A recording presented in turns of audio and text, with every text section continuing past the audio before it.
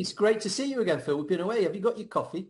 I have indeed. It's here. Yeah, of course. Good. What does that say on the what does it say on your mug? Mama hat immer recht. Mummy is always right. Um, we decided to Absolutely. go with thinking skills and CLIL today. And in the preamble to this, you and I were talking about, how it's such a big topic. But let me read this quotation I found in one of my books. Far from thinking coming from knowledge, knowledge comes from on the coattails of thinking. Therefore, instead of knowledge-centered schools, we need thinking-centered schools. Mm. I agree entirely with that. And this is quite an old book. It's from the kind of late 80s, but thinking is everything, surely, in education. Yeah. I again, as a materials writer, I could never quite understand this thing about, right, let's have a bit of cognition now, let's have a bit of thinking. I mean, it's a strange idea. I just felt that it should all be thinking skills, the whole process. And of course, you know, the whole process of thinking can be low level thinking and middle level thinking and high level thinking, for hots and lots. We'll come on to that, I suppose. Yeah, But yeah, but I I never felt that, you know, that I shouldn't be creating materials that didn't make kids think, yeah. whatever that means, of course. I mean, I think uh, the week just gone, I've had a group of teachers from Italy on it, Erasmus Plus organised course, putting primary CLIL into practice. Actually, pre and primary school CLIL into practice. And we always create stuff together. They have a bit of theory with me in the morning. They have a visit to lessons with my manager. And then in the afternoon, we write stuff. And one of the projects this one small group wrote was about creating a garden design. And these were teachers working with grade 5 children. So these are 10-year-olds, 9, 10-year-olds. And this group did something I think quite wonderful. They plotted from lower order thinking skills to higher order thinking skills in a very natural progression. Children, observing the garden as it is at the moment, naming plants as they are at the moment, um, sketching out locations of plants where they are in the garden. So they're looking at language of position and location, looking a bit further too, thinking about conditions. So there'll be some hypothesis thinking going on there, sunlight, shade, companion planting, thinking about the seasons. And what they produced was a really good, tight progression of the thinking skills that children will need, and then embed language within all of that in order to create their own mini garden. Had these raised beds that each class have ownership of in their school garden, and Do then you, did you eventually plant them. do you ask the teachers, or did you ask the teachers in this kind of thing? Do you ask them to actually to map the likely language also that's associated with those stages, let's say? Yeah, because I mean, this is something they would naturally do in Italian in their schools, and in fact, they come to think about turning it into a CLIL progression of activities. They already have the idea, and I think what we do together a lot of is predicting language. It still comes from the Italian curriculum document where it says, learn the names of plants, learn the parts of plants, learn about it's all in Italian, learn all the conditions to look after a plant, what happens when plants don't have the right conditions, so if clauses, and then we can predict all of that. And I think in the curriculum document that they have, you can just stick another column on there and Yeah. say useful clear language that matches onto the curriculum thinking in the Italian document. Well, I think we've seen this. We've talked about this before in previous podcasts. That curricula now are more focused, I think, on the language that occurs as a result of content. Yeah. Whether that really happens in schools in real practice, I'm a bit more skeptical about that. And I think that again, justifying these podcasts, I would say that that CLIL does focus you more on it simply because you're doing it in another language, and so the teachers naturally and the kids naturally also want to know what is a language I need to do these things, and once you start once you start asking that question, you're also moving into thinking. You're actually thinking about, you're saying, Yeah. what, what, what language do I need to express this? I've got to talk to my mate about da, da, da. Again, Sorry to interrupt you, but I think it's worth jumping in there with something else we talked about um, before meeting, and that was given this example where the teachers very clearly go from lower order thinking to higher order thinking, evaluation, and looking at improvements at the end of their mini project. You mentioned Anderson's breakdown of language for the Bloom's taxonomy. mm. Say a few things about that so we can share that with colleagues, Phil. Well, Anderson was the guy who revised Bloom's original taxonomy. The taxonomy was written originally in '56, and Anderson didn't change it that much. But I think he put creativity at the top, and I think Bloom would put evaluation at the top. But creativity and evaluation are up there. And remembering and etc. Yeah. Application things are further down on the taxonomy. But what was interesting also about Anderson's revision of the taxonomy was the greater emphasis, let's say, on the kind of language that was associated with those different horizontals. No, I I don't know, a nice way of exemplifying that. I was just thinking about the podcast this morning before we did it, and I was thinking about my mum, who, bless her, who went through a very traditional educational system well, she was born in 1921, in Bradford. And I remember she had this thing where she'd sort of have these phrases. And one of them was, in 1492, Columbus sailed the ocean blue. Well, that's cool because my mum could tell you in a university challenge, she could come out very quickly with 1492 about Christopher Columbus. But the, and it's a clever little rhyme to remember it by. But in terms of thinking skills, there's not a lot there. I mean, I don't think my mum would have been able to have. I'm not being nasty to my mum, but I don't think that the educational system at the time was asking things like, why did Columbus go to the Americas? What were the conditions at the time that encouraged Columbus to have to go to America? Who financed Columbus and why to go to the Americas? What were the consequences of Columbus's first visit, etc., etc.? What were the sociological and political, all that kind of stuff that comes along with, what we associate with critical thinking, and critical Yeah. pedagogy and all the rest of it. And imagine also having to do that in a second language, but the benefits, the likely benefits that will confer, both Yeah. both cognitively and linguistically. And you start moving up Bloom's or Anderson's table, and you get to those things at the top, and they do make sense. I mean, evaluation, creation, evaluation, the evaluation of the judgment uh, of Columbus. The whole unit about Columbus could be about that. Of course, you need those facts. You need that content, and I'm never anti-content at all. I It's think also worth sharing, isn't it? Cummings matrix for colleagues to mm, uh, to go and find if they don't know of it, because he also describes a move from um, more concrete to more abstract yeah, input and more context and less context. And when we wrote putting in CLIL into practice, one of the things you did was create an extra dimension for that matrix, which was language. So, the concepts, the context, which I think of as procedures, and then the language adds a further dimension. yeah, Um, I mean, in yeah. terms of language, we also looked at the BICS and the CALP, the basic interpersonal communication skills and the cognitive academic language proficiency, and how younger children have language which is very accessible and immediate to them. But as they get older, that language becomes more abstract and more distant from them. Yes. And CLIL has to pay respect to that fact. So making language explicit as the concepts get more abstract is relevant throughout the age range, isn't it?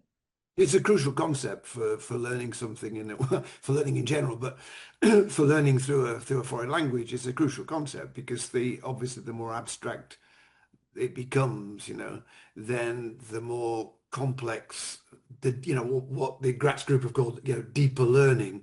I don't like the phrase, but I think that deeper learning obviously requires deeper language. You can't get there without it. It's amazing, isn't it, that I think Einstein wrote the theory of relativity paper in German, but again, it proves the point, doesn't it? He then, subsequently, when he went to the States, he had to be dialogic and had to defend it all in English, of course. That's interesting that, again, it's good justification of bilingualism. No, but no, Yeah. Cummings quadrant is, I think, something that all language teachers should know about, and it's disappointing that they don't, because it's a very interesting take on um, complexity, and what we mean by complexity in language, and that I always talk about it in spatial terms. It's not the easy one so much, but the northwest quadrant.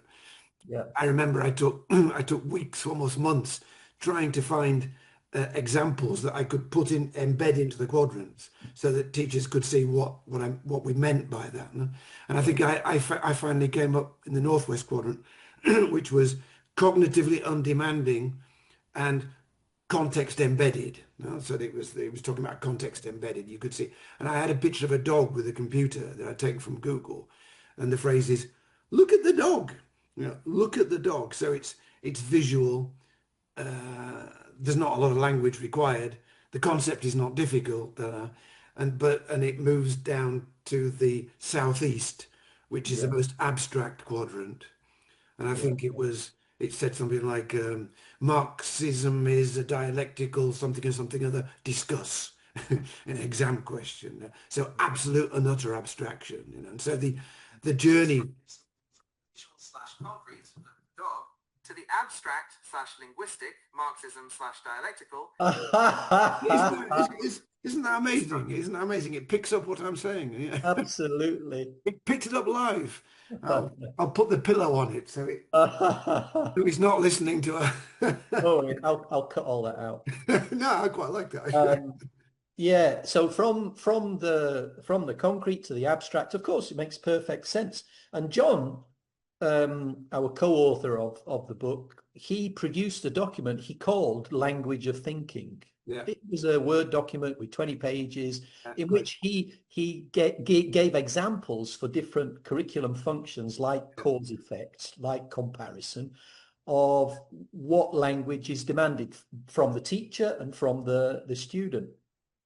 And of course, other elements like that, Avril Coxhead's academic word list for tertiary education, Mm. students learning their economics through English as a second or foreign language, medical students, that provides language for all the thinking they're going to have to do up at that very high level. And I think, what CLIL does, it brings lots of those elements together in one package, doesn't it? We're following a regular curriculum, but we're embedding language, a second and foreign language, within those thinking skills and planning for that language progression along with the thinking skills progression. Yeah, absolutely. And obviously, we're not saying that, monolingual teaching or monopedagogic teaching doesn't have thinking skills. Of course it does. But yeah, research tends to suggest, as the great phrase, that the extra demands that are made on the learner having to do the same stuff in a second or a third language focuses them more on strategies. No? It's Yeah, obvious. No? It's obvious that you're going to be more aware of the strategies you're using because it's more difficult for you. This is when it works, of course, and yeah, when of the course. students are I mean, supported. I've been reading a lot recently about thinking, and Kahneman's Thinking Fast and Slow, about system one and system two thinking. He describes mathematics as a default system two area until your mental arithmetic becomes intuitive and fast system one.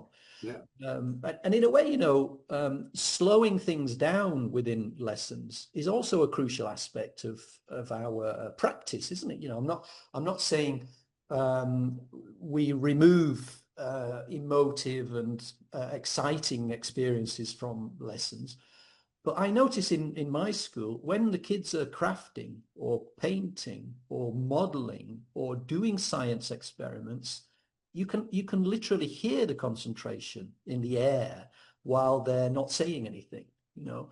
And I think that's all part of the modern world we're living in today, where children are going to be device-led in many contexts. I think there's an argument for more analog activities that get kids to slow their thinking down. And CLIL What, can what, help there. I think what, CLIL is all about that. what was that gardening thing that they did then? What did you ask? What did they have to do in this gardening project? It sounds Our theme for the week, we usually try and arrange this beforehand. So their coordinator for their Erasmus program said, can you do the UN Sustainable Development Goals? It was as broad as that. So I try and focus it in on something that then I can make accessible to teachers in preschool and primary. So we focused on care for my world. And within care for my world, we looked at the goals, and one of the goals is life on land. And within that goal, these teachers picked the school garden to work on, and I help them brainstorm, what they do, what they would do normally in Italy in Italian, and look at what they could prepare through English. And we brought all sorts of resources together. You need images, you need labeling cards, you need process description, so the children can look at the life cycle of plants. mm, The teachers said a lot of them are from agricultural areas, and they'll bring seeds and plants from home mm. to share and use within the garden. So selecting the right types of plants. We talked about companion planting. All of this within their long-term project to get the kids to design and then choose and care for planting these organisms within their raised bed. And I think it's a fabulous idea. These teachers were using the context of growing something in the school garden to develop English.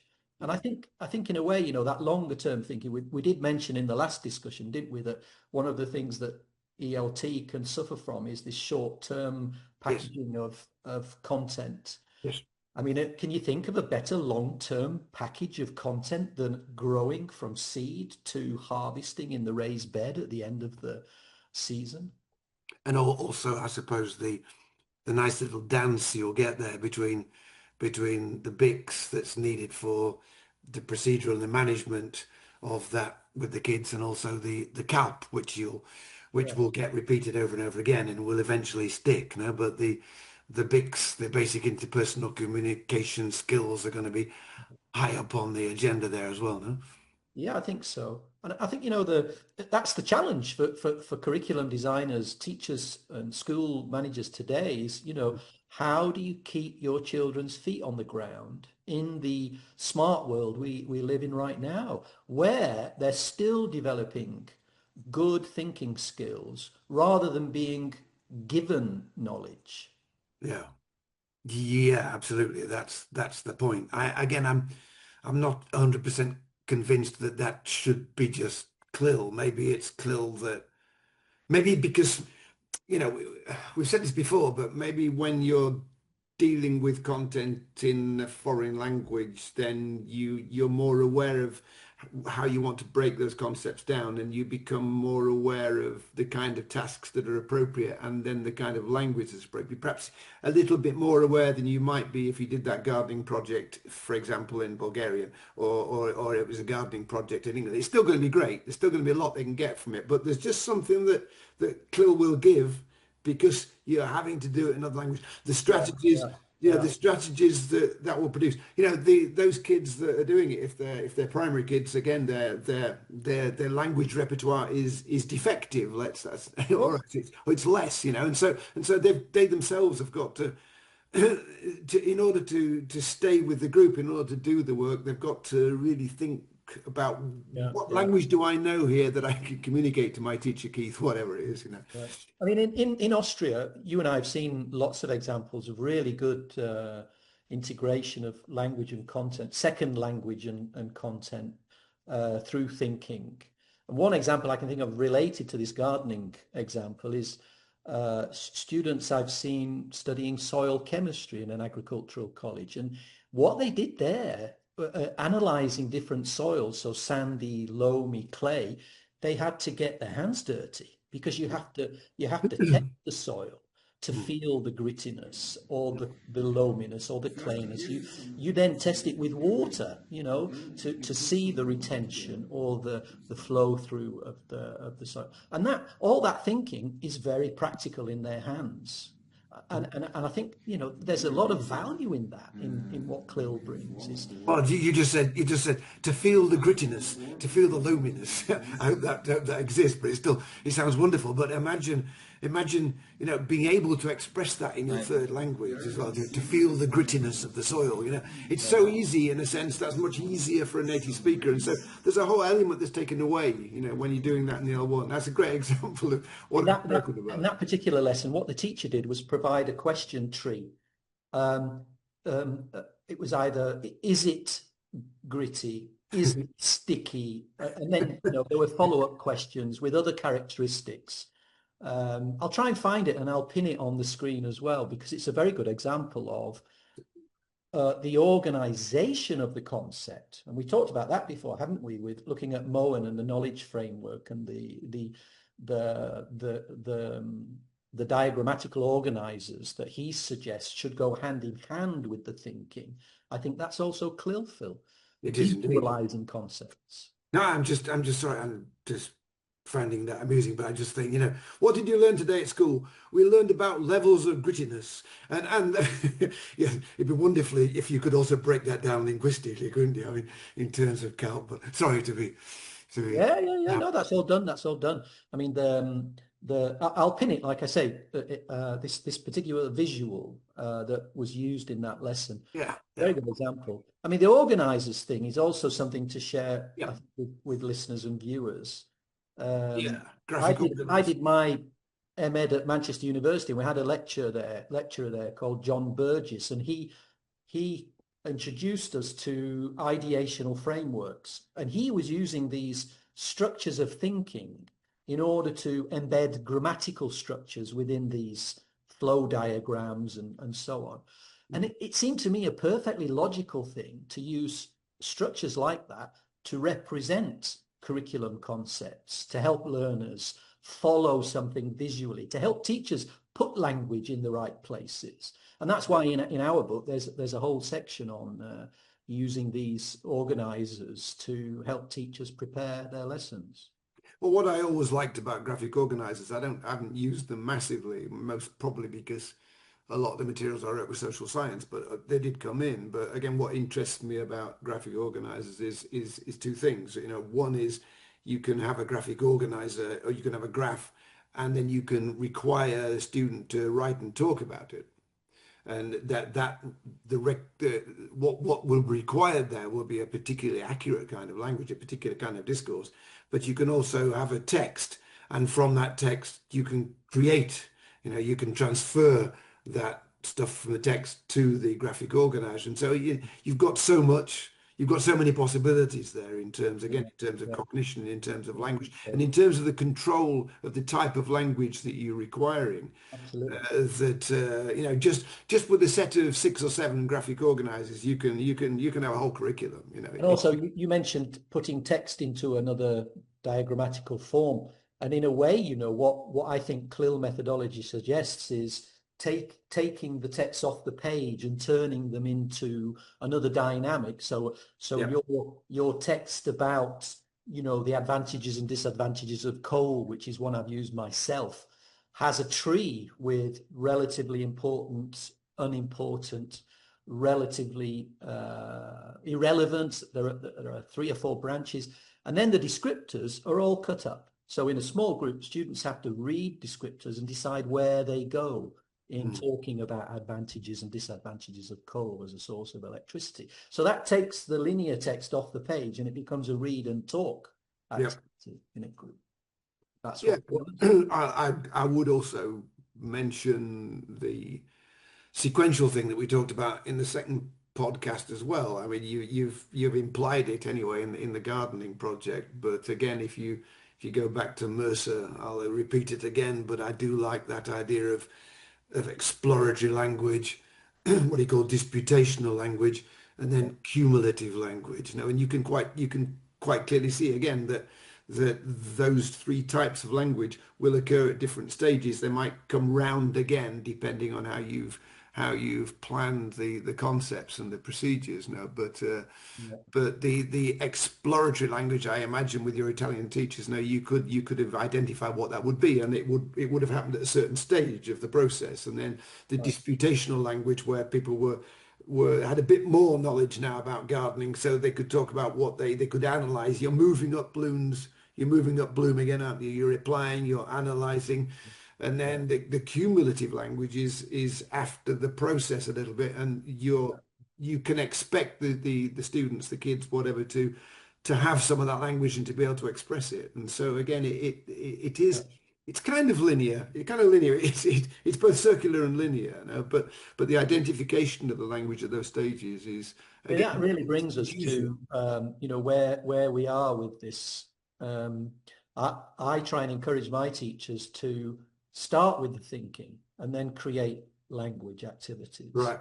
And I think there are programs around that colleagues can go and have a look at where this is happening on a big scale. So, curriculum audits of language, like the study we've mentioned from Christiane Dalton-Puffer in Europe and her team, looking at cognitive discourse functions and how throughout the curriculum, teachers can be helped to activate those functions through language. We're not talking about CLIL, mother tongue language, or second and foreign language there. And then the other program you and I have talked a lot about since we discovered it is the WIDA program in the United States, which again Yep. is a kind of program providing resources for teachers to help them develop curriculum language. And again, we're not talking about CLIL, but those two studies, I think, will offer a lot of background reading to listeners and viewers. Weed is fantastic. It's really, really stunningly good. Yeah, I was just thinking again about my own experience of producing this stuff. You're talking about the gardening. I just remembered an activity. Go back. There's the life between buildings thing, but I was also thinking when I was writing the history materials for the curriculum here, and we had to take on some meaty stuff, and these kids had to get through all this content in English and not in Basque, Yeah, yeah. and it was challenging, and so you had to. You're implying before a little bit that the process of CLIL tends to lengthen it a bit. So I would create what I called braking and accelerating activities. No? And an accelerating activity would be something that you could do quickly, get over quickly and move on. And a braking activity would have lots of things in it. So I had a braking activity which was actually beginning a whole chapter on the Enlightenment. Okay. And I call it Odd Man Out, and it was just a simple idea. And again, it's a nice example, perhaps, for the listeners of what I did. I just created four horizontals, but at the beginning of the unit of the chapter, I didn't give them a contents page. I put four words in each horizontal. I can't remember exactly the words, but for example, what I wanted them to find out, what I wanted them to speculate about was which of the four words would not occur or would not be particularly significant in the Enlightenment, as far as what they knew about the Enlightenment. Now, so, for example, I think on one horizontal I had words like portraits of because of the particular portraiture there that was important for kings and queens and monarchs in that time, and I had the word communism. So that would require a little bit of knowledge on their part. So they would have to say, it's communism, and then they say, well, why? Well, wasn't communism kind of 19th, 20th century, that kind of thing. So I would simply, one word would be in there, and I might make it a little bit ambiguous as well. But of course, from all you've got is four horizontals with four words. You've got 16 words, and you've got a whole lesson almost, you know. If you want to make it a whole lesson, because you've got all that justification, you've got people in groups speculating about it, if the kids really go for it. And when they finished this activity, they're probably much more interested in learning about the Enlightenment than they would have been if you'd simply given them the contents page and said, right, for the next month, we're going to be learning these things. Boom, boom, boom. You know, it's a simple example, but it engages them. I think so. It's in the third language. They're having to think about those words and the concepts that are connected to them, etc., etc. It's not difficult to see that activity, and you could do it more quickly if you wanted to. But I called it a breaking activity because I know that a breaking activity will get lots of thinking, it'll get lots of dialogue, it'll get lots of whatever, no, process, let's say, no procedure. So again, a simple example. Very nice example. I mean, I think that's about 30 minutes. Okay. So I think again, a very rich and full discussion. I'll put links and I'll try and find examples to everything we've said, and we'll stop there. Okay. Yeah. Yeah. Yeah. Thanks, Keith. Brilliant.